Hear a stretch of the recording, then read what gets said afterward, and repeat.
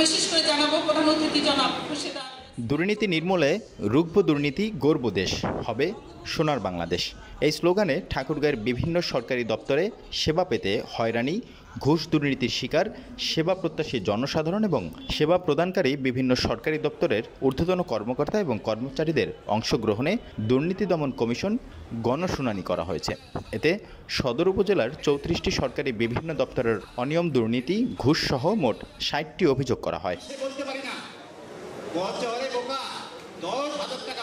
সোমবার সকালে ঠাকুরগাঁও জেলা দুর্নীতি কমিশন সমন্বিত কার্যালয়ের আয়োজনে জেলা শিল্পকলা একাডেমি অডিটোরিয়ামে জেলা প্রশাসক মোহাম্মদ মাহবুবুর রহমানের পরিচালনায় গণশুনানিতে প্রধান অতিথি হিসেবে উপস্থিত ছিলেন দুর্নীতি দমন কমিশনের সচিব খুরশেদা ইয়াসমিন।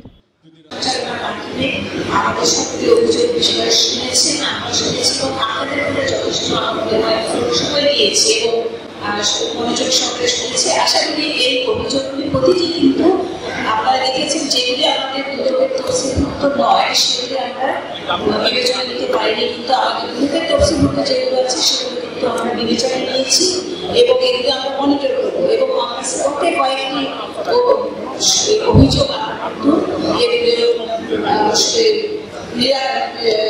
সমাধান করার ব্যবস্থা করেছি এবং যেসব বিভাগকে আমরা দায়িত্ব দিয়েছি এইসব বিভাগ সময় মতো তাদের প্রতিবেদন আমাদের কাছে দিবেন, আমরা সেগুলো আবার মনিটর করব।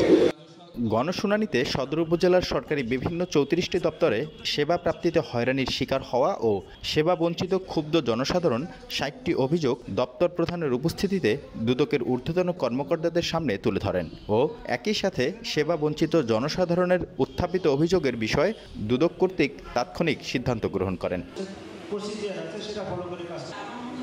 সরকারি পরিষেবা প্রাপ্তি নিশ্চিতকরণ এবং সরকারি কর্মকর্তাদের মাঝে সততা, নিষ্ঠা, জবাবদিহিতা ও মূল্যবোধ বৃদ্ধি করার মাধ্যমে দেশ থেকে দুর্নীতি নির্মূল করাই এই গণশুনানির মূল অভিপ্রায় বলে জানান দুর্নীতি দমন কমিশনের ঠাকুরগাঁও সমন্বিত জেলা কার্যালয়ের উপপরিচালক তাহসিন মুনাবিল হক।